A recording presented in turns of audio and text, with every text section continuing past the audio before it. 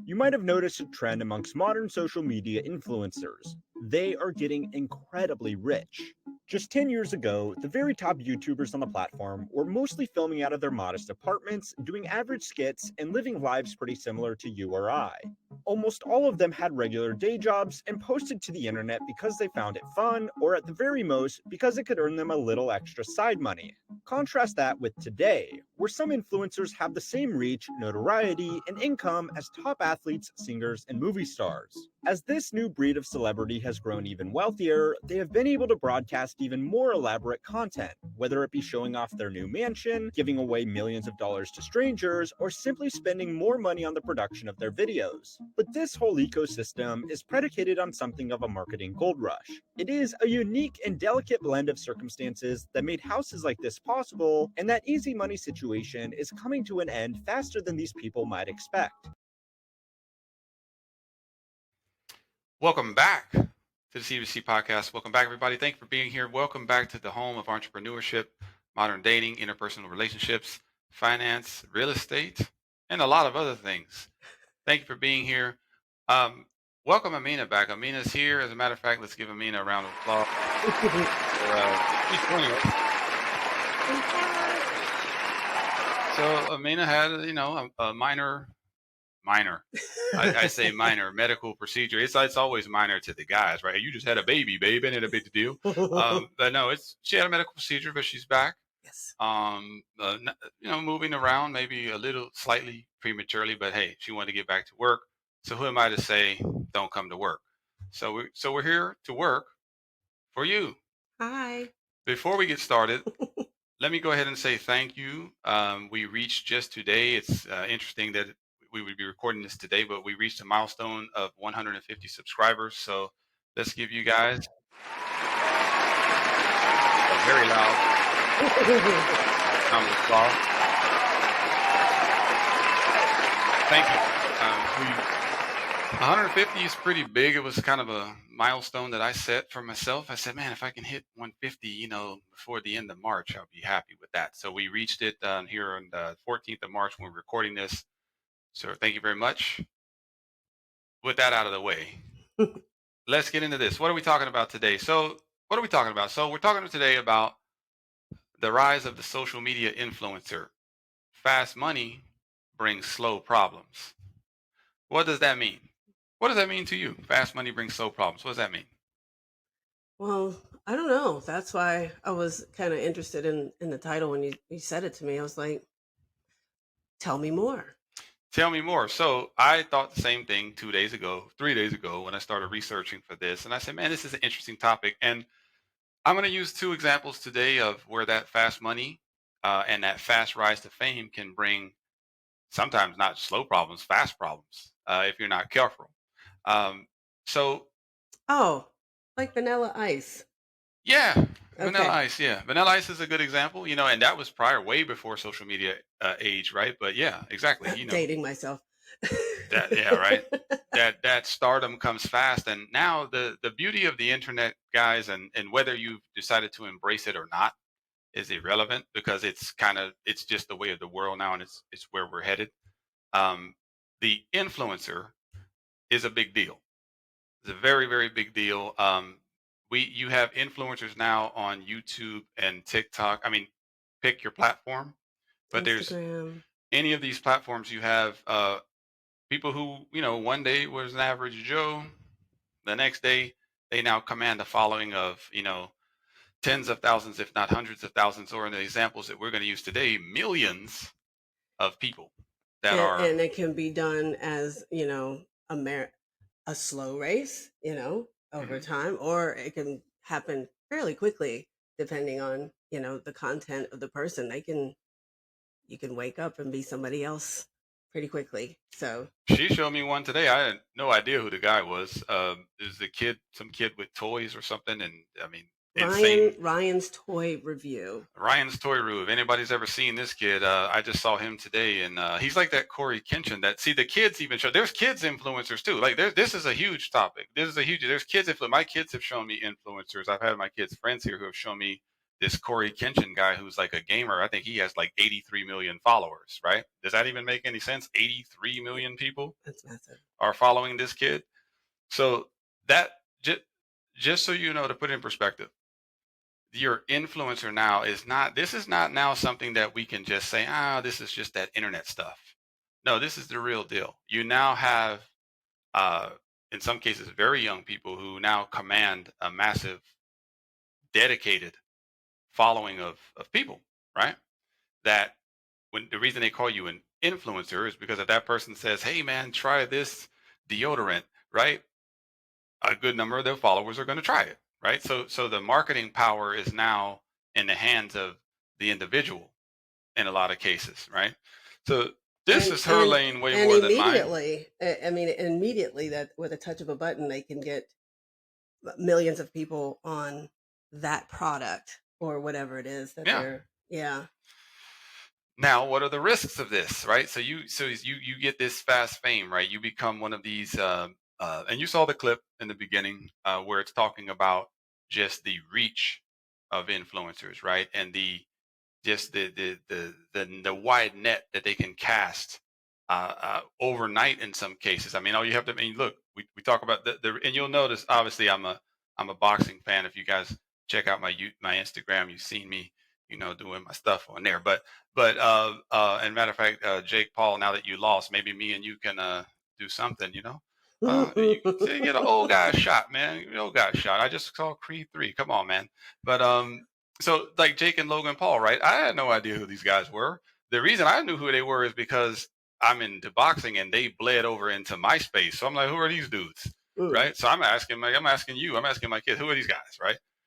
When I saw what they were at first, I was like, I said, okay, these guys, but I didn't have any like hate or anger towards them. There's a lot of people in the boxing space that don't like these guys because they feel like they're frauds and they're encroaching upon the sport and things like that. I mean, look, it is what it is. If they've commanded an audience that they got from YouTube, and they weren't even doing boxing originally, they were doing just like skits. Yeah, they were just doing like, they had a comedy. They were a comedy routine, right? And then they morph that into, which as an influencer you can do that, right? You can morph into anything that you want, right? Yeah, maybe they're mad about that. Listen, this is an entrepreneurial channel. I'm not going to hate on anybody. Y'all know how that is. If you're making your moves and you're grinding and working, because those guys are working. They're not just, they're putting in work. Doing boxing's not easy. So what we're going to talk about today, we don't want to get too much off track. We want to jump into the subject matter of the specific cases that we're going to use, but we just wanted to show you and talk to you about what an actual influencer is, and the reach and I mean, you guys have heard all the names that are out there now. You had your Charlie D'Amelio's, you had your, we're going to talk about the Ace family tonight. It's very popular. You had the Corey Kenshin guy I talked about. You have this guy, what's his name? I just saw him. He was part of the boxing KSI. These are all guys that I didn't even know who these people were. But then when I see and I look at their followings, I'm like, these people have 100 million people following them. This is crazy, right? Family Guy did a joke on that. I'm always referring to Family Guy, but Stewie was calling off names, and Brian goes, well, who's that? And he goes, nobody knows, but they're on YouTube and they're famous and they're rich. Yeah, kind of like that. Well, what did you just tell me? You just told me before we started the show, your kid doesn't know who half of the actual Hollywood celebrities. She doesn't know who they are. Not half. Most. Almost all. Okay. They're not celebrities to her anymore. The celebrities of our day they're fighting to be celebrities. If you check out some of their TikToks, they're really fighting to stay relevant. She told me about Madonna. But dude, have y'all seen Madonna? She told me, she kept saying, go to Madonna's TikTok. I'm like, Madonna, our Madonna? Material Girl, her? She's like, and I went to it. I said, wait, that's not Madonna? It's her. It's her. Go type Madonna TikTok, and then you'll see. I have no words. So it's obviously turned me on. They're trying to be influencers. We would rather watch ourselves. We would rather watch each other than to put our time into the celebrities of, if I need to watch a movie or something, then there they are. But for my free time, we're watching each other now. So they're trying to stay in that lane with the masses. Yeah. I find it kind of funny. And it's funny because I think the Academy Awards was this past Sunday, and they had the third lowest ratings of all time, which has, I think, been the last 3 years, which shows that like people are no longer care They're not interested about in, Hollywood people. yeah. They're irrelevant, really. Yes, seriously. They're because now what the internet has done is it's opened up the playing field to any and everybody. I mean, here we are right now talking to you, right? Uh, from a small studio. Anyone can do this from anywhere. If someone has a phone, And we're having a lot more fun, like I said, watching each other. If you go on TikTok, it's us watching each other. We're not tuning into the celebrities or whatever anymore. nah, what? No. Yes, it's wild because now, like you said, you saw if you watched the shout out to my OGs video that I put out a couple weeks ago. Those are my celebrities, right? Like those are the people that I watch every day, pretty much. I mean, they come across my feed. I don't watch cable, right? I don't have Mhm. TV. So when I get up in the morning and I'm getting ready, I get up, I'm shaving, I'm doing my thing, and I put my YouTube feed on. Those are the people whose videos play, right? So, And you know right, what I think that is like the connection for people and the new influencer celebrities is that you can actually get in touch with them. They'll actually yeah, respond to you. You can instant message or DM them and you can have a conversation. You can comment on their feed and they will respond back. So yeah, it's not like as it was before, the celebrities were out of reach. They were mm, so, oh, look at this person. yeah. No, it's not like that anymore. So it's, I don't know, it feels better. Which segues into what I want to share with you guys first. So I'm going to share my screen. And the first thing I'm going to show you is a stat that was stunning. So you should be seeing on your screen here, 86% of young Americans want to become a social media influencer. Now, this particular article is from CBS News, and it just talks about. I'm not going to read it. Obviously, I'm going to leave a description box below. I'll leave a link, but it just talks about why so many kids. Because think about it. If we're talking about this, we're in our 40s, right? What are kids talking about? Right, the kids are they're are they even watching TV? See, and this is some of the stuff that I need to find out, like more data and research that I need to do. Is are do kids even are they watching more? I would lean to where they're watching more of their own stuff because They're what watching their own stuff. They're yeah, streaming, they're watching YouTube. They have their own people picked out that they follow that have nothing to do with the mainstream. yeah, I've had kids here that I've if there's no school or whatever, I'll have some kids here may hang out, and most of the time they're watching YouTube. They're not watching, regular cable. Like they're like, oh, can you put on YouTube? It's mostly what I hear. So it tells me that this is a trend that is not going away. No, And and it's pretty funny. I could name people off of in movies, like people that are celebrities and famous names to us. And my daughter goes, who? yeah, it's wild. Like every time. It's wild. It's pretty wild. So with all that being said, and we can see that the reach is vast and all these things, and the money is a lot faster now too, because now guess what? You have sponsors that can pop up and say, hey man, I liked your content. Hey, would you advertise our product? We'll give you a little residual, and you can keep getting those deals. Yeah. Like I've spoken to smaller time content for just nothing like the people that we're talking about now, just smaller time people who have gotten deals, like decent deals, like because there's a competition for eyeballs. So people are looking, if you have a product, you're like, oh, okay, this guy's, I like his channel. He may only have 10,000 followers, right? But they'll say, hey man, we'll throw you a little bit of money, put our ads over there. So Or it, you get free stuff. yeah, Like when and you they give you start, free product, right? yeah, Skylar's got free stuff. I know some little gymnasts that they represent, get free Leos, they get free, bottles, they get whatever. A lot of free stuff to be had. Um, yeah. So what's the downside? So I'm going to share with you a couple of things here. So some of you may or may not be familiar with with this particular family, but this family that I'm going to show you here first, you should be seeing on your screen. This is the Ace family. They have a massive following of, as you can see here, 18.6 million subscribers. This is just to their YouTube channel. They are so I looked into them. The reason that he in particular, this guy, the husband, his name is Austin McBroom. The reason that he came across my radar was because of something else that I'm going to share with you here. He did an event called Social Gloves, which is a boxing event that did not go well. I like the premise of it. It was really, really good premise. This article is more about his. It touches on it here. The Ace family is a channel run by Austin and Catherine McBroom. Has faced numerous legal challenges.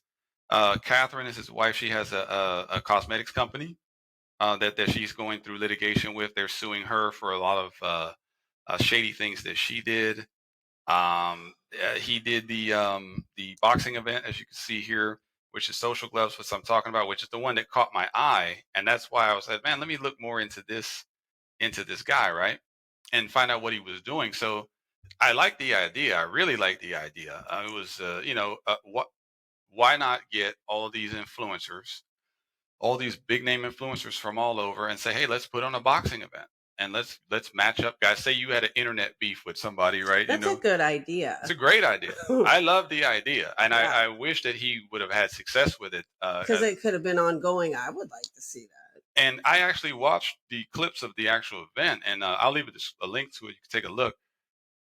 Very entertaining. There were some good fights, and you can actually tell that the influencers actually, most of them took it seriously. Like most of them came in shape. Like dudes They came went and in trained. like they came in like for real. Because think about it, they have a massive audience. Yeah. They don't want to go out there and get knocked out and be No. looking fat and so these dudes came in with, even, I mean, Austin too. I give him his credit. These guys look good. They worked out. They were ready for the event.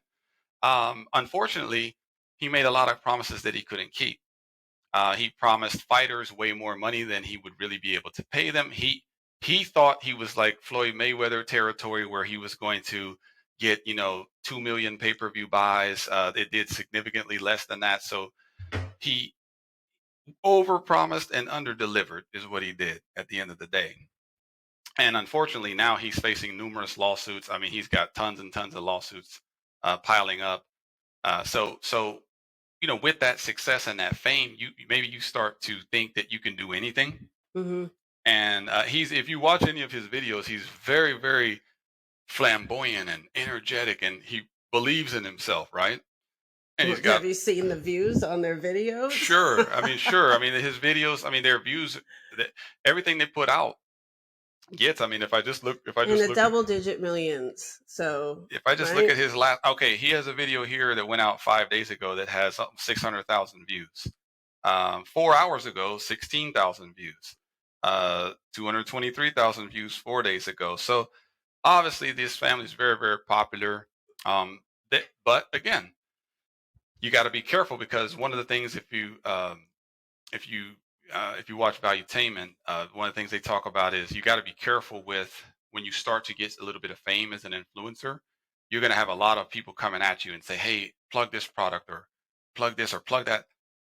Try to stay in your lane of what because he turned down a $500,000 deal because it was a gambling company saying, hey, put our gambling ads on your channel. And he was like, that will give you $500,000. He was like, I don't gamble. Right. I'm not.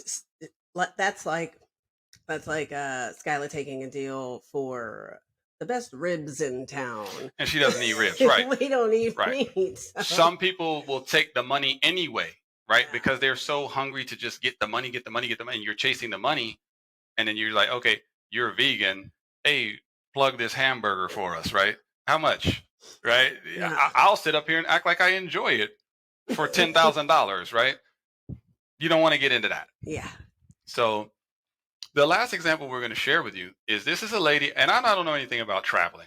I know nothing about travel. I mean, I've been to 11 different countries, but I'm not like a travel connoisseur. I traveled because I was in the military, obviously, but this woman is a travel connoisseur. And maybe some of you guys know this lady, but if we're going to share my screen quickly, and you'll see that this woman's name is Cassandra D Bookhole.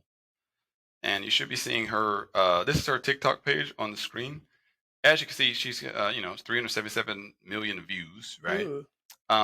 What she does specifically is she does travel reviews, right? So she travels to different countries, and she goes to different locales and resorts and things like that, and she does reviews and she puts the reviews out, and people from, there's Travel Magazine and That's all a these nice things, right? gig. That's a And really nice gig. and actually, I'm gonna share this article with you quickly. This is the article that I found where she got into some serious trouble.